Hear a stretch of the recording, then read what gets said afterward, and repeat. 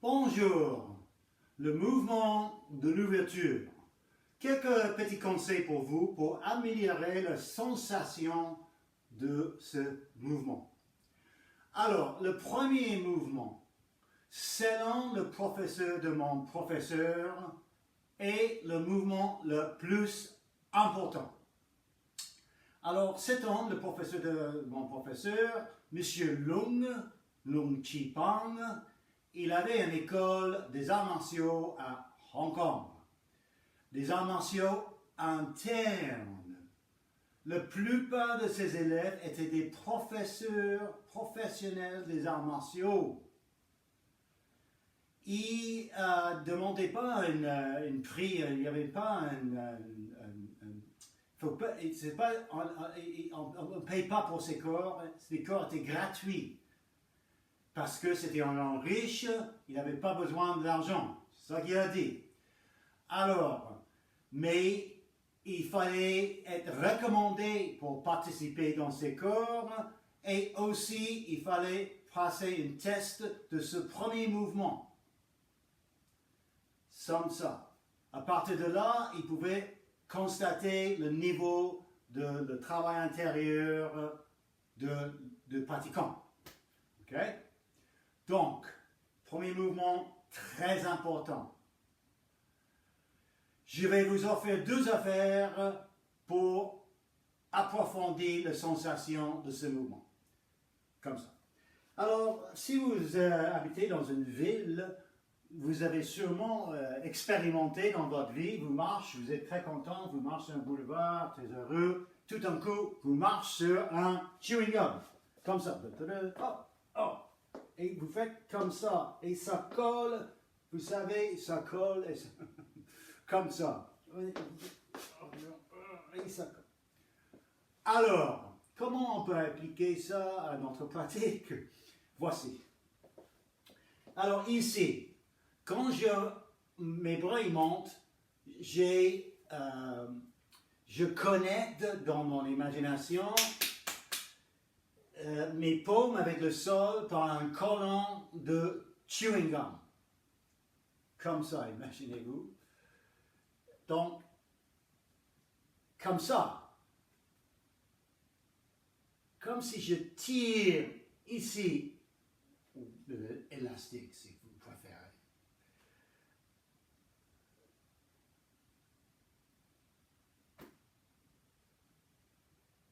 On peut combiner ça avec celle-ci, le chewing gum, et ensuite, quand je presse vers le sol, j'imagine que je presse vers un ballon de plage.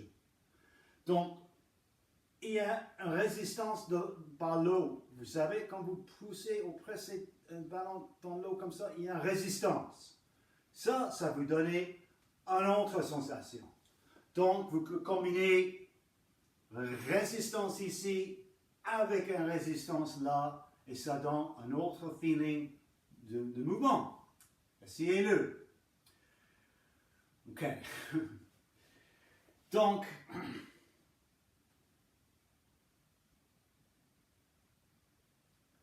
en même temps, les paumes. À partir du centre de paume, ici, qu'on appelle le lao gong, on va ouvrir les paumes. Comme ça. Ouvre, étirer à partir du centre. Ça aussi ajoute quelque chose à la sensation du corps. Vous savez, quand on pratique le tai chi, l'enchaînement surtout, on va sentir une résistance dans l'air. Okay? Comme si on pratique sous l'eau. Okay? Donc, sous l'eau, il y a une autre résistance. Okay? Cette résistance-là va aider à circuler le chi. Okay? Essayez-le. Vous sentir. Si vous faites un mouvement sans ça, c'est vide. Plein.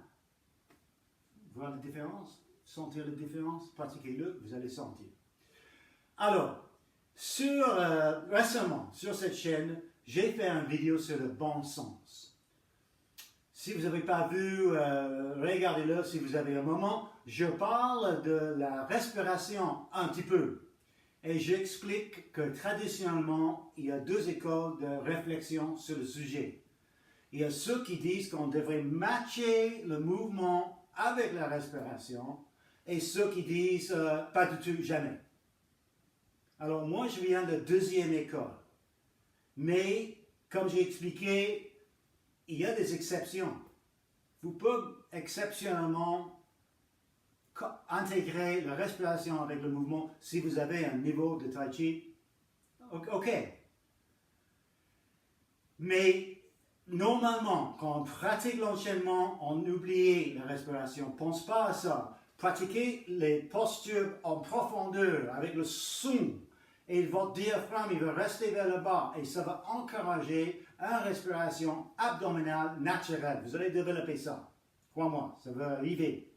Et là, vous n'avez pas à penser exceptionnellement, on peut pratiquer, comme je dis, les séquences avec la respiration et aussi quand nous pratiquons le Fa Jing, le mouvement explosif, énergétique, là, il y a la respiration dans la forme d'un son, etc. Ok, ça c'est autre chose. Mais ici, aujourd'hui, je propose, si vous voulez essayer ça, la respiration, simple, comme ça. Vous descendez et puis vous montez les bras et vous inspirez. Ok? Si votre respiration est pas large, vous avez un petit volume, vous allez être obligé de bouger plus rapidement. Il ne faut pas essayer de matcher la longueur de mouvement avec la respiration, mais l'inverse. Est-ce que je m'explique? C'est-à-dire, j'inspire et c'est ça qui a indiqué la lenteur ou la vitesse du mouvement. Okay? Donc, inspire, expire. Il ne faut jamais, jamais stresser la respiration. Et il ne faut jamais entendre la respiration non plus. Ils peuvent avoir des exceptions, mais normalement, dans le Tai Chi, comme dans le yoga et la méditation, il ne faut pas en entendre les respirations. Le souffle qui fait du bruit, c'est un souffle qui n'est pas détendu. Ou le corps en arrière n'est pas détendu. Okay? Donc, il ne faut jamais la respiration naturelle, détendue, relax, mais pleine d'esprit et de vitalité.